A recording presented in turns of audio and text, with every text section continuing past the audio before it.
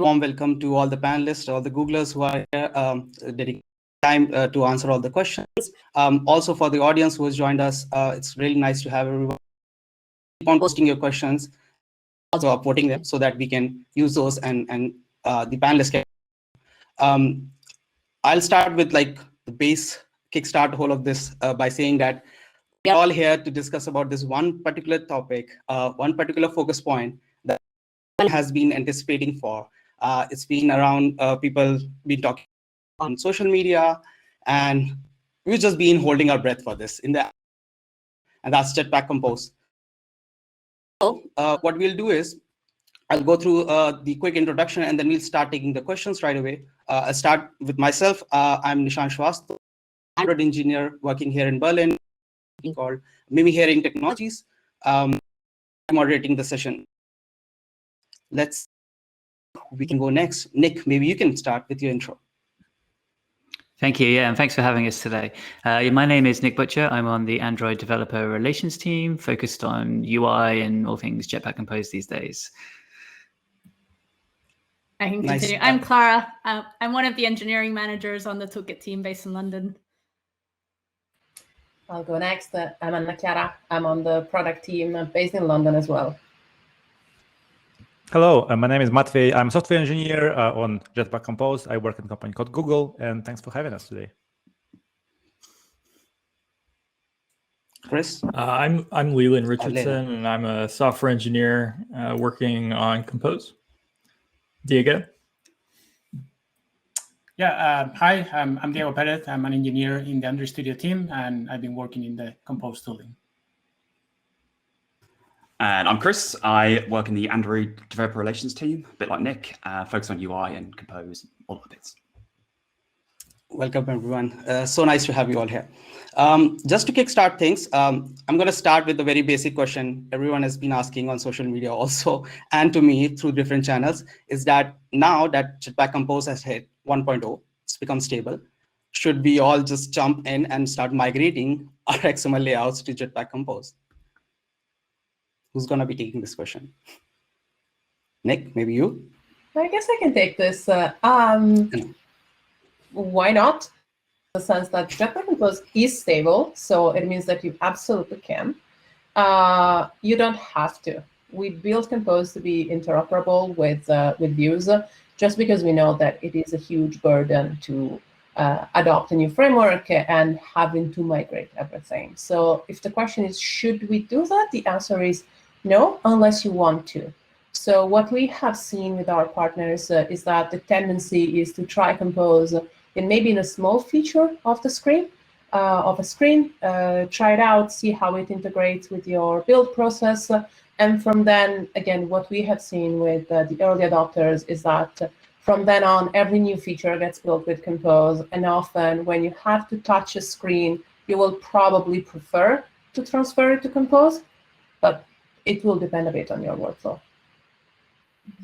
Yeah, I can add a little bit to this. I think from what we've seen with partners we've talked to already and our own apps, it's going to go a lot like Kotlin adoption, I think, where you'll start off with an individual feature, just to test it out, like Anna Chiara says. But then once you've kind of started, realizing some of the benefits, you will get tempted to kind of start converting things along the way. So we think people will probably start with new features and then end up slowly migrating over time their existing features. Sounds exactly like how we should all do the migration. Okay, so let's take the next question. That this one is, what features or widgets are missing from Compose as of this 1.0 release? Nick? Yeah. I'm going to take this opportunity to plug something that I'm really excited about, is that we've published a roadmap, which is kind of new for us. Like normally you might see these panels with people from Google and we say we don't comment on future plans, but that's kind of exactly what we've done. We've gone ahead and published a public roadmap of things that we would like to work on. Like we develop Compose very much in the open, like with the participation and feedback and contributions of the community. And we want to and that was an amazing experience for us to make sure we built the right product that you need. And we want to continue on that. spirit of openness and like collaboration. And so that's why we took the decision to share these plans. So you can take a look at the roadmap, and we're very transparent about what we don't have. So right now there is no view pager or some other components like this, and it's all listed out there. You can see. But it's on our roadmap. We plan to get to it. It's a strong 1.0 feature set, but there will be a 1.1 and a 1.2 after that and beyond. So I would plug that. If you take a look at the Compose landing page, it's quite prominently linked. You can take a look at our roadmap and see what's there. Does anyone else want to build on that or add to that? I think it's important to add is that for Compose release 1.0, we made sure like the basic building blocks are there. So even though like the high level feature is missing, the most important is that you already can build it yourself, and that's what makes Compose production complete in our sense. Yeah, I think one of the most valuable things about Compose, or the design of Compose, is we've taken a very layered approach to everything that we've built. And so there's sort of lower level, foundation level composables that you can use to build things out of. And as the name might suggest, they're very composable and can work together. And so there are a lot of things that maybe in the classic Vue toolkit would be sort of expected to have a Google provided widget or something like that to let you accomplish what you need. There are certain places where we've kind of strategically not implemented those yet because one, it's actually quite simple to do it in Compose yourself. And some of these more complicated widgets, it's sometimes actually better if you implement it yourself, because the sort of broad set of features that might be needed to support everyone's use case are often way times more complicated to implement than just the smaller feature set that does satisfy your use case. And so we really recommend people, if you sort of find something that isn't really implemented by us yet, to not sort of get frustrated and immediately think, oh, Compose isn't ready for me yet, but rather kind of look at how some of the other widgets that we've built are implemented, and try to implement it yourself, because it's actually a lot simpler to do in this toolkit. And that was one of the kind of fundamental goals of Compose, was to make building those pieces easy. So the next question that we have, most people are asking about this, at least voting it up, is that what is the best way? Oh, people are voting again. What is the best way of doing like lifecycle on resume and on pause sort of events for composable functions? Is there an equivalent or something similar? Yeah, I'll speak a little bit on this, and some other people might have some things to add. But there are certain Compose primitives that we have where it's kind of like the equivalent lifecycle methods for composition itself. And the sort of main ways to interface with these are what we call effects.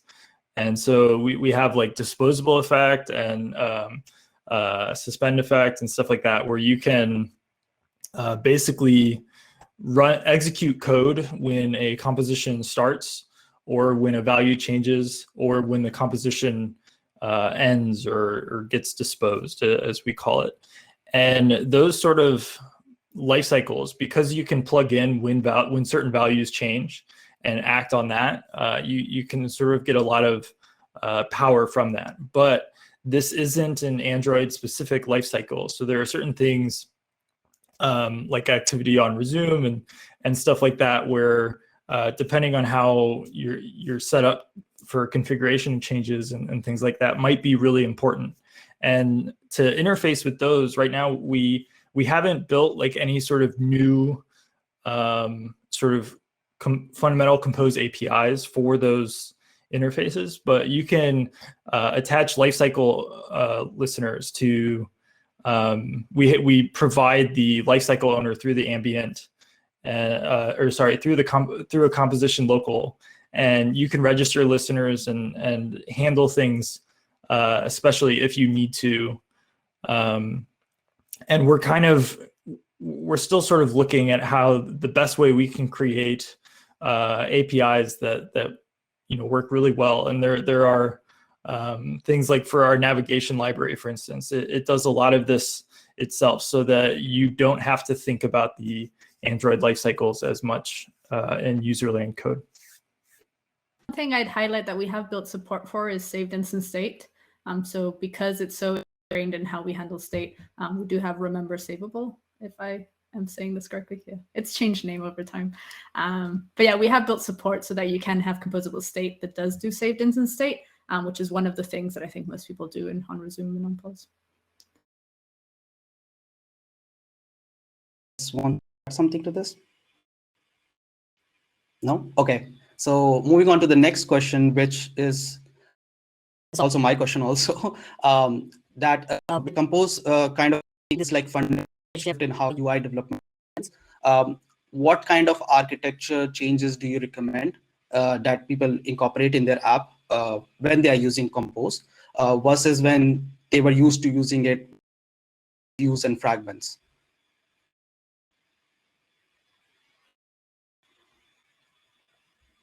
Who wants to take this? I guess. I'd say that actually the changes aren't that much. I mean, we've been recommending like a unidirectional architecture for a while, and actually the changes that you need to make for Compose are very minimal. And so if you've been following our best practices, and by that I mean the samples we've been producing as well as the docs, that actually just flow quite nicely into Compose, and you should find yourself naturally that it works. So yeah, anything like MVVM, MVI, any of those MVs, they tend to work quite well with Compose. Yeah, I think one of the sort of mind shifts or one of the really important things with Compose, I would say, is state ownership. And one of the ways that I would sort of want everyone to start thinking about things if they haven't already. And then, I mean, the good thing is that the Android ecosystem before Compose came out already had, sort of very sort of rigorous mantra in a direction that works very well with Compose. But, one of the really important things is Compose kind of forces you to think about who the owner of a given piece of state is.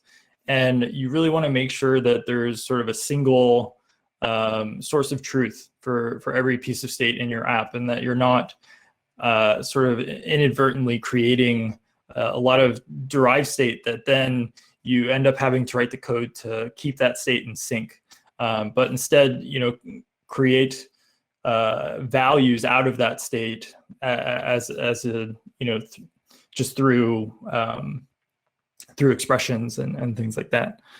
But the state ownership is kind of key. And so understanding what layers of your composition can sort of mutate that state and where should that mutation occur. And so that is where the state changes and state transitions take place. And then what you're passing down to the rest of the tree is sort of just data that doesn't change at all. And if you start sort of having a keener eye on where those mutations need to take place and who actually owns those mutations, then I think the state sort of model of Compose starts to be a lot more simple. Build up on this a little bit. Yeah, I agree. I think like you can adopt to whatever architecture you have without like any even adjustments. But what I found like personally as well is that Compose plays very nicely, and it's like single source of truth principle plays very nicely with the stream architecture as well, right? That's why we provide like wrappers for Rex Java or for live data or for Flow out of the box as well, because it makes it really easy to wire up your business logic with the UI. That being said, you not necessarily need this, but it might be a good idea to take a look at like how we can incorporate streams as well in your business logic to make it easy with Compose. One more thing to talk about is the fact, and it kind of loops back to the previous question about lifecycle, that Compose plays really well with view models. So if you're already using view models in your app, you can reuse those in Compose really easily. And so there isn't this huge re-architecture you've really got to do. And so yeah, you can just reuse your view models and it should work. Quite interesting. That's should answer the. Let's check out the next. I guess a lot of people would be experiencing this. That how do you think that in a most efficient manner Compose operated in a multi-modular Android app? Is there like a recommendation or something that you suggest is the right approach to move forward with? I mean, it works in multi-module. I have a sample. Well, I've got a sample called TV, and that is fairly multi-module. It has about 20 modules. Each screen is in a separate module, and it works great. So if the question is, does it work? The answer is yes. There's nothing special you need to do. You just turn Compose on each module that you need it, and it just works. Nice. What would be the best having many UI components to migrate to Compose? Is there like some best practices that you would recommend people have? All right, I can take a start. If you're talking about components which are kind of custom views, I'm kind of interpreting that as, then I'd probably take a look at using some of the interop APIs. So you can use the Compose View API or Android View API to kind of like embed Compose within views or views within Compose. So if you have some custom views that you've built already, you can create a Compose wrapper for that and be able to reuse all that time and investment you've put into making that custom view. Or vice versa, if you want to start developing new components in Compose, you can do so and then wrap them up inside a Compose view in order to embed them within traditional. So like take a look at the interop APIs should help you there. So you may be able to put up like a facade basically, which, write the API that you wish it could have, to wrap the Android view. And then when you have some time to, pay down tech debt, perhaps you could go back and convert it if you needed to. But yeah, take a look at the interop APIs would be how I'd suggest that you go about that. Conversion, I think what's important is to echo Anakiara's statement at the very beginning is that you can do it very gradually. And I found that you can substitute very easily your very big, very custom view groups with just like a box and a few modifiers, usually. Maybe just wire your own theming system as well. But yeah, you can just do it one by one. And it's, in my experience, way easier than it seems. Does anyone else wants to build upon this? No? Okay, great. Let's move on to the next one. So this one, so mostly the question, do you have another recommendation or good suggestion on how to optimize composables for performance? I think someone is already experiencing that they have composables or something. Maybe they're not doing it the right way. Any recommendations on that? Yeah, I'll speak a little bit on this. It might be difficult to sort of give any specific recommendations here, but I mean there's sort of a few things that I would sort of think of as a mental checklist when you're looking at performance issues. One, you might want to try and understand which composables are recomposing and how often, and if that doesn't match your expectations, that ends up being important in some cases.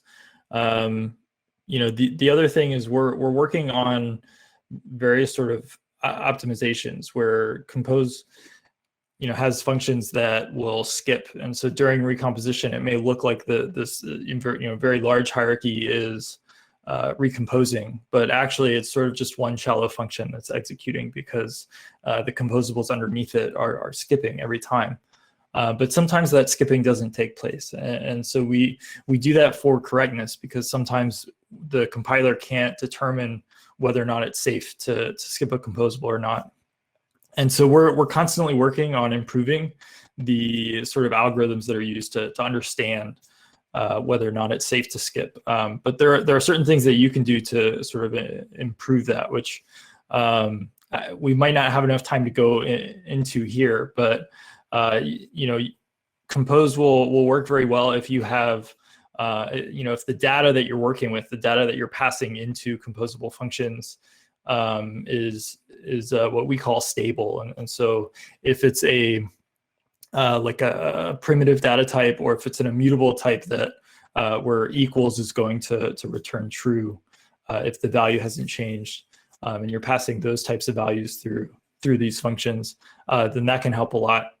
The other thing to kind of look at sort of a bigger scale is just if you're actually kind of measuring the performance of this in a reasonable way. So the code that Compose generates is much less efficient in debug mode than it is in release mode. And so you want to make sure that if you're measuring performance, that you're looking at the app in release mode. You also want to make sure that you're running the application through some sort of a sort of whole program optimization engine, sort of like R8, which is what we recommend. And the optimizations that those compilers can do ends up being really important to Compose in a few ways.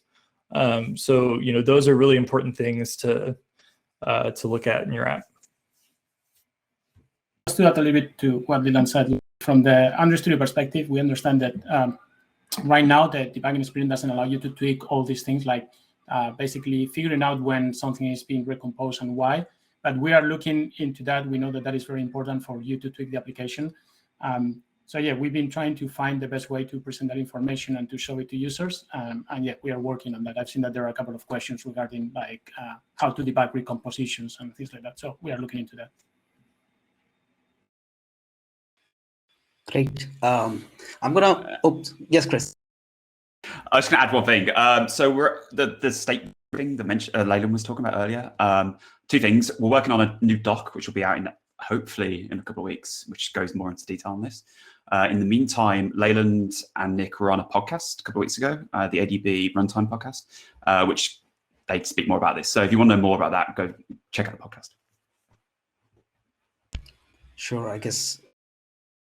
Anyways, I'll change the focus because there are a couple of questions that are coming up regarding testing with Compose.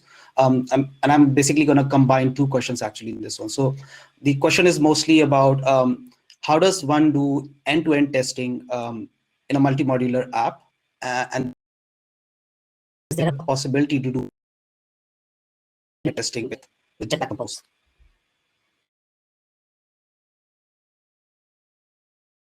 Start with this one.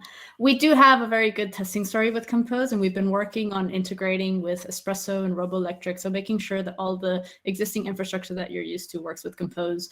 On top of that, if you're testing only Compose UI, we have a lot of more power than we did in the past, and being able to control things like that animation clock. Being able to test animations is something new that we can kind of only do in Compose land, but we have made sure the testing story is consistent, so you can continue to test what you had before, even if you replace a piece of your app with Compose.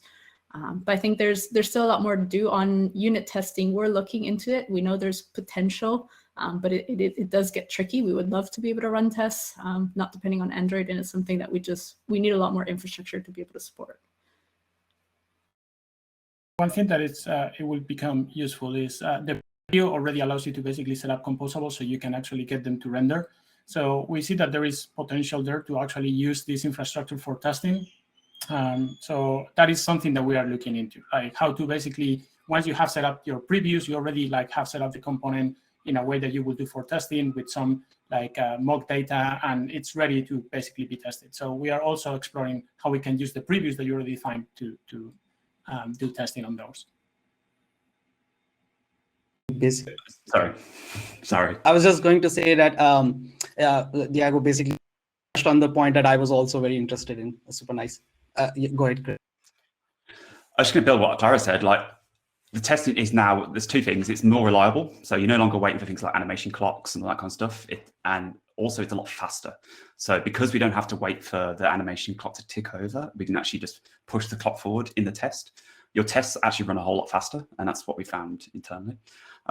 Also, one thing is that Roboelectric support happened a couple of releases ago, and that really does help running your UI tests on your machine, and so that will help make speed as well. So, this can be answered quickly, but the question is mostly: can old devices handle Jetpack Compose? Maybe it's more related to performance, I'm guessing. It depends on what aspect. So we do test compose on very low devices on our end.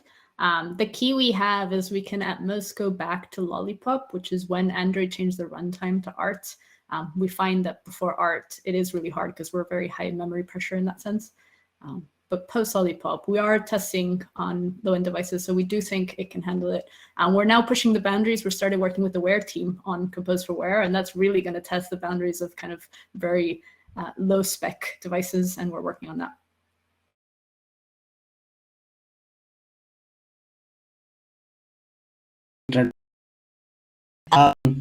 Okay, yeah, so the next question mostly is about not exactly how it is being used in Jetpack Compose. This is about margin versus padding. What's the concept from the device thing? I can take a go at this.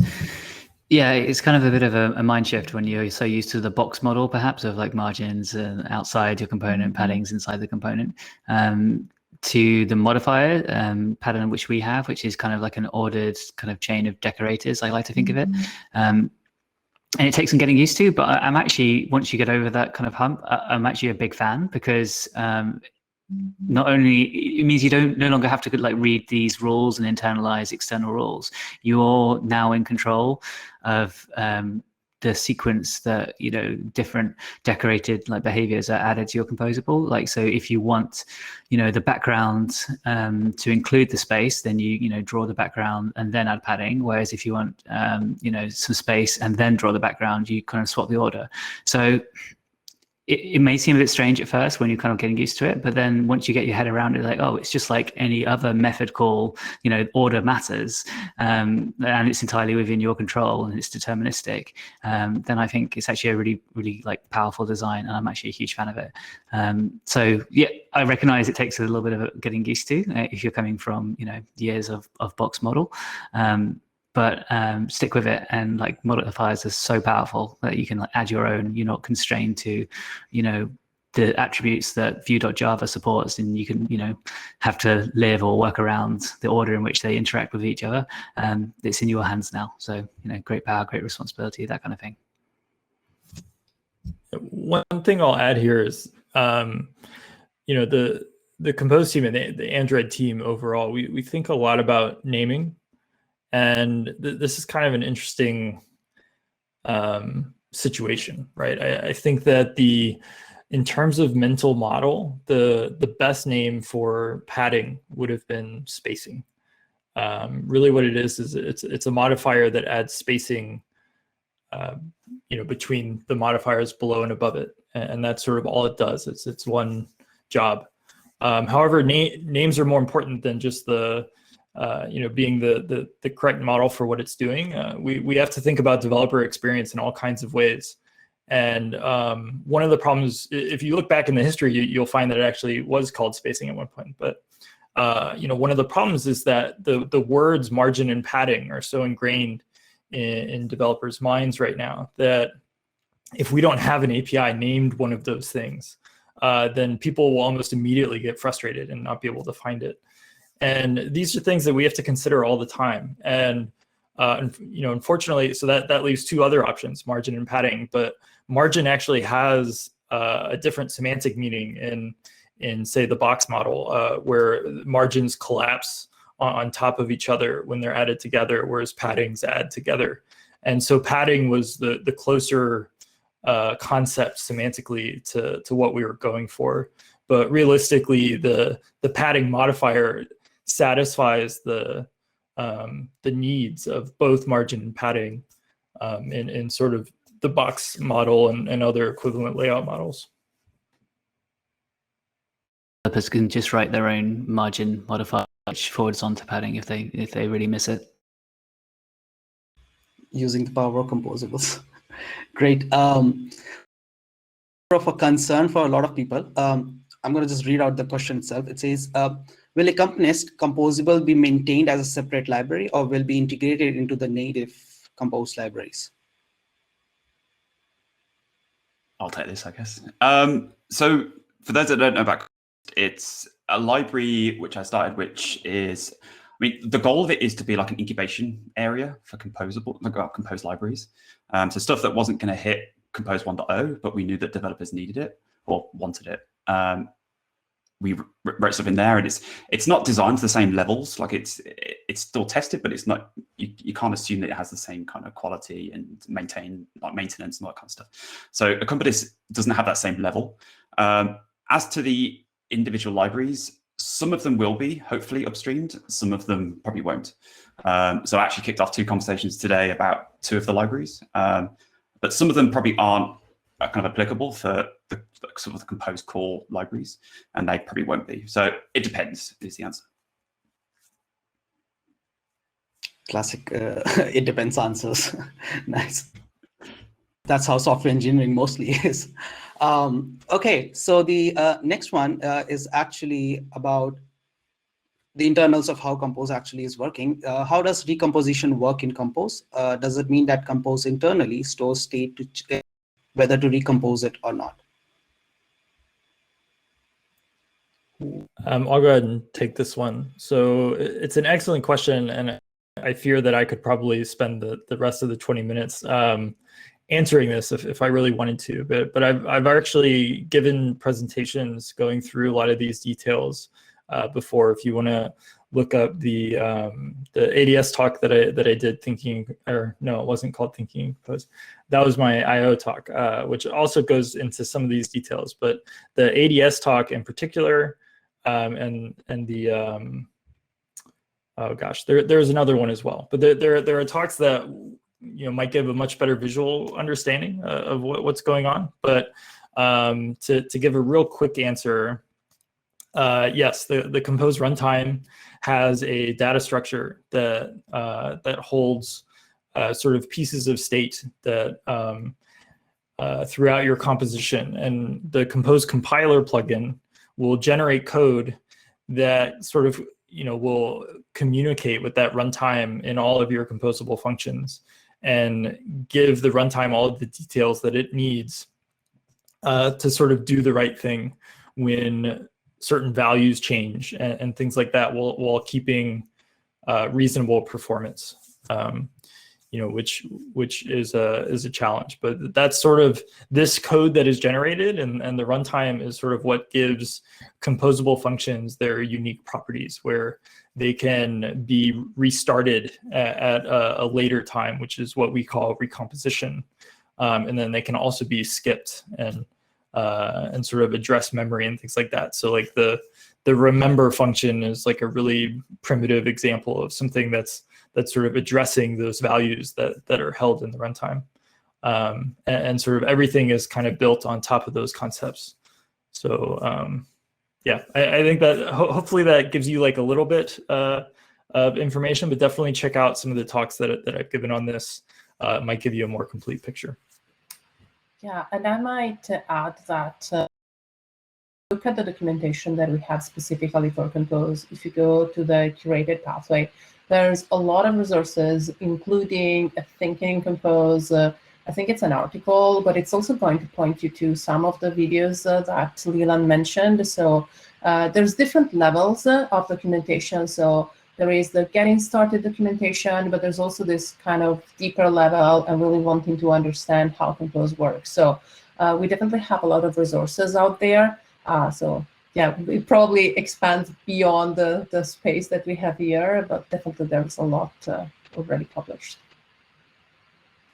Also make sure to those who are here in the panel, they are always sharing links. You can always find that. I did share the link that Leland has basically been giving the talk about, and I think it's from Kotlin Conf 2019. So that's the one that maybe would give you more idea on that one. That's in the chat. The next question is actually also probably my question to whoever voted for this. Is there any way to identify which composable block is getting recomposed?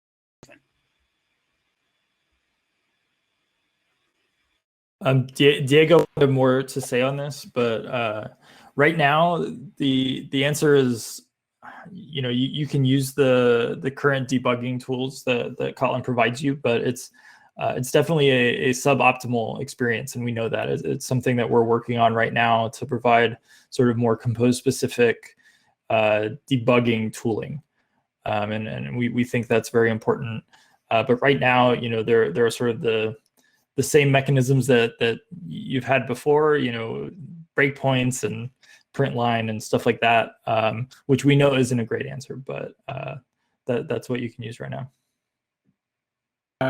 Nothing to add to what Lilian has said. Like, as I said before, again, we understand how important this is, and we are looking into it, and we are working in tools to help seeing this in a better way. Maybe one thing that I can add is this is obviously not a new question for us, so we know that this has been a request from the community for quite a while, since the people started actually playing with Compose.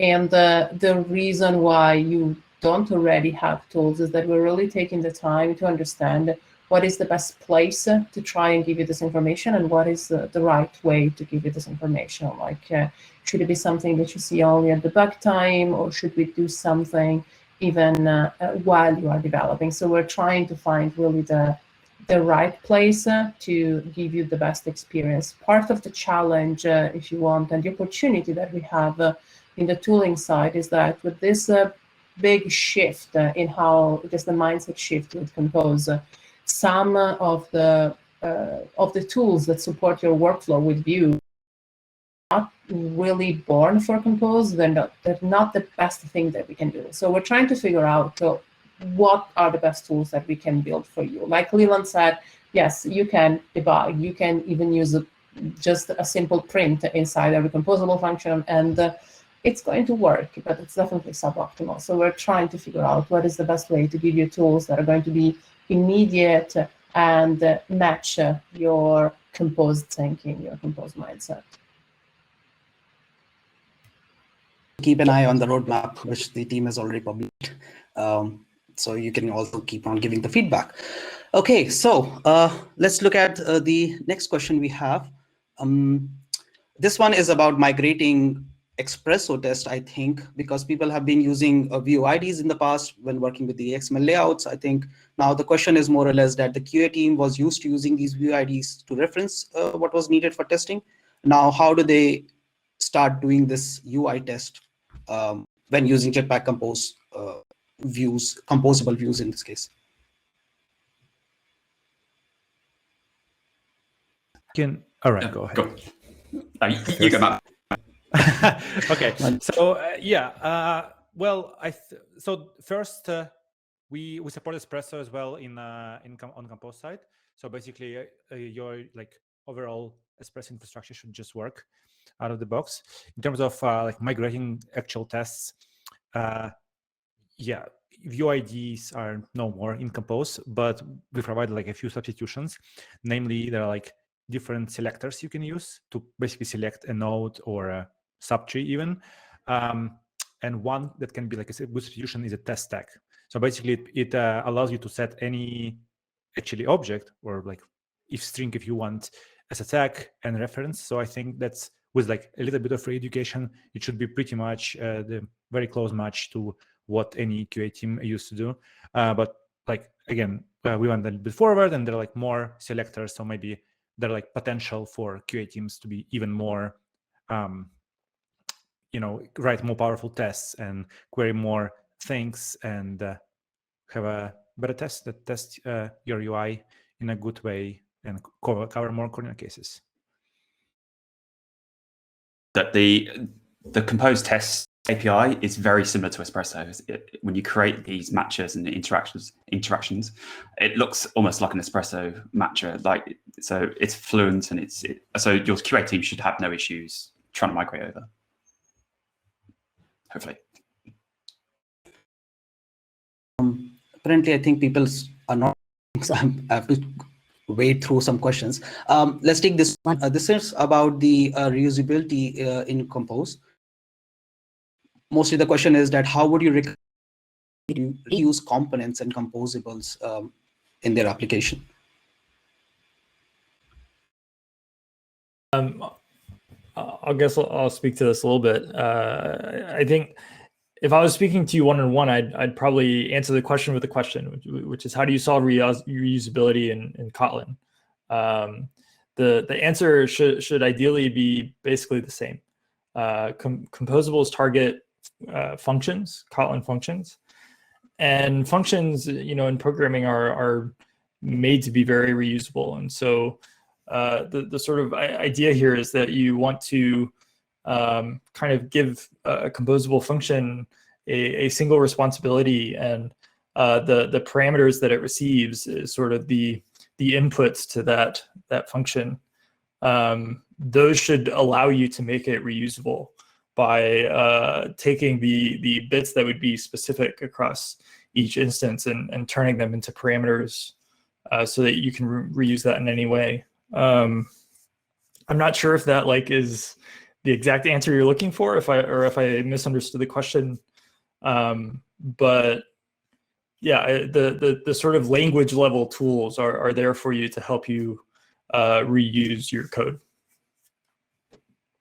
Also, something that I want to add from Android Studio in the preview, you will see that there is a big change from how things work in the layout editor to how they work in Compose. So now you don't preview activities or layouts. So one, basically building on what Leland was saying, now you can preview any composable. So that encourages basically you testing the smaller components and seeing how they preview. So yeah, you build those and you can preview smaller things, not just full screens. I like. Go ahead, Mallory. No, you go ahead. So yeah, okay. So in terms of just how to build reusable composables, I think that's also an important topic. And for that, we use slots.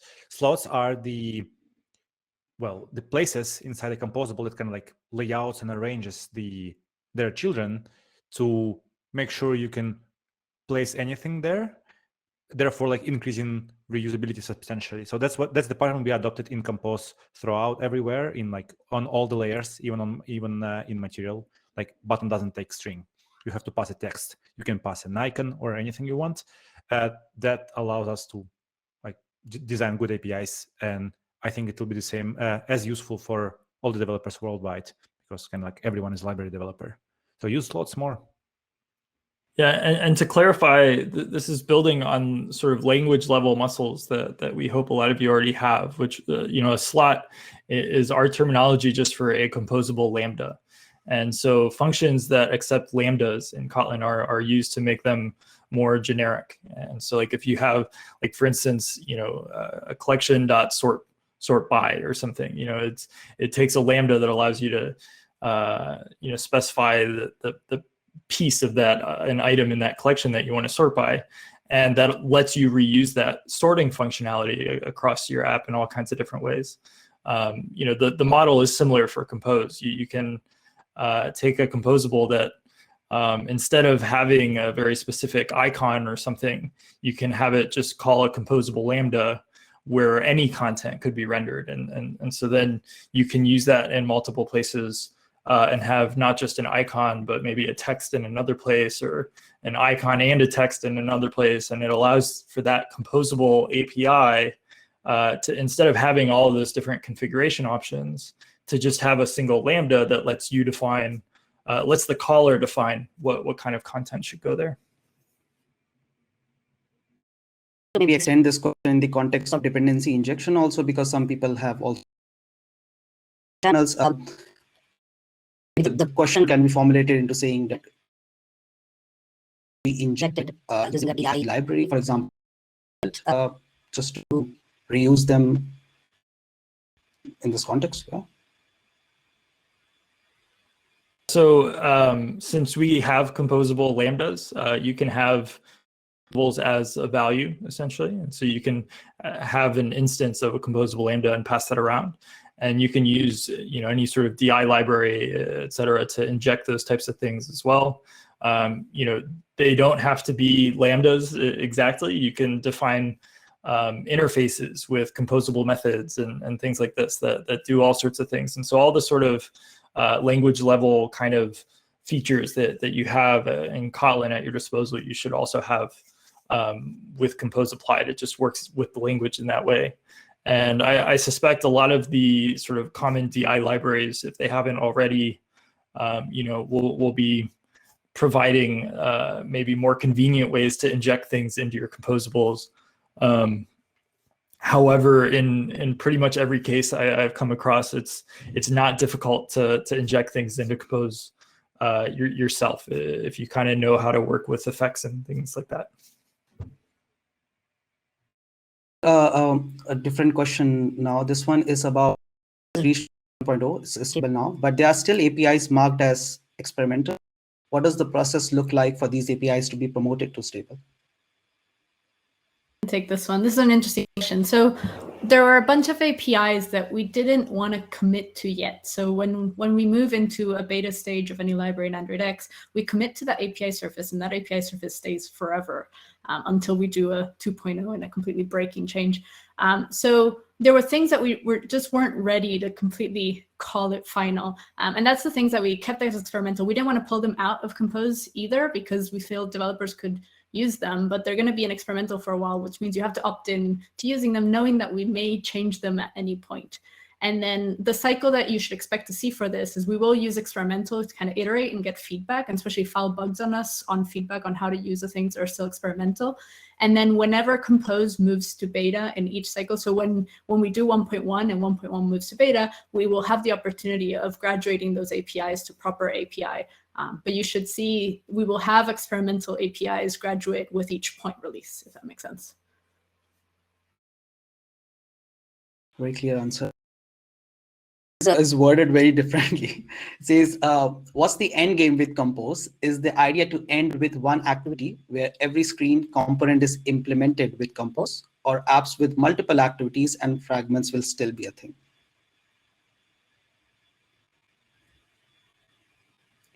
I think the difference between a single activity architecture, multiple.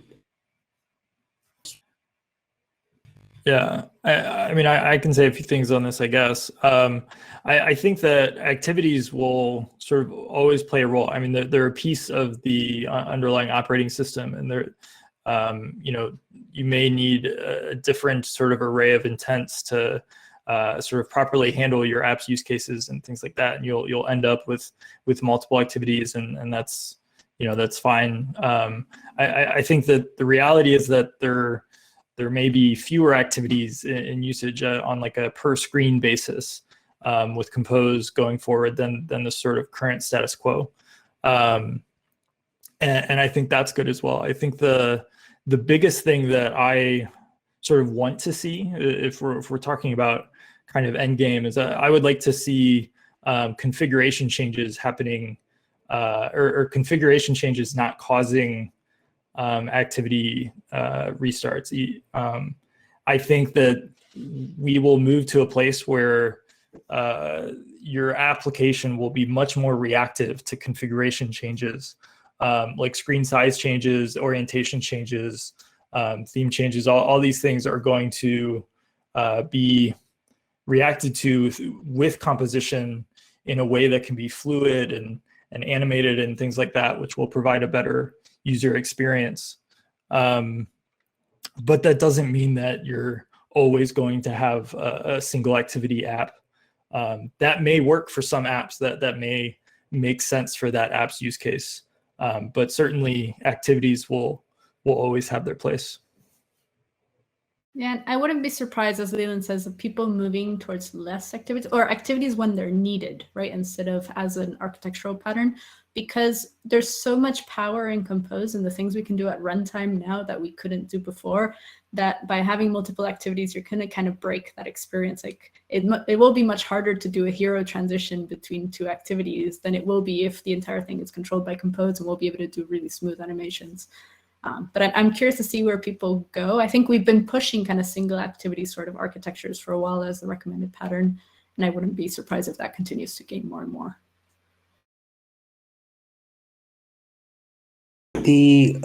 That's a very nice answer, actually.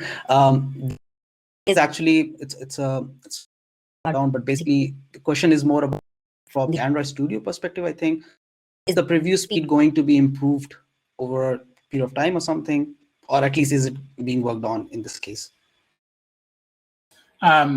So the answer is yes. So obviously, with the change from the layout editor, where like everything was pre-compiled and you basically will drag and drop XML and have like a recycler view that was already compiled, that was very fast to compose. There's been a massive change also in how the preview reacts and the speed of it. We are fully aware of it. So one thing that we have done in Artifox, which is one step towards that direction, is the live editing of literals. So if you are changing literals, like any int or any string, you can basically immediately see like the preview refreshing. But we know that that is not enough, and we want to improve that feedback loop. So we are definitely working on things to make the preview faster.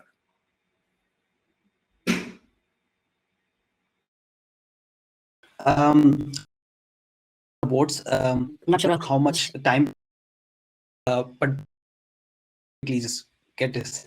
How should we handle modifying hard-coded dimensions? For example, changing the 4 dp without duplicating lines of text field.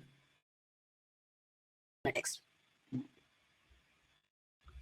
Yeah, I would say, depending on the exact requirements, I might have two sort of recommendations or pathways to push people towards here. One would be composition locals.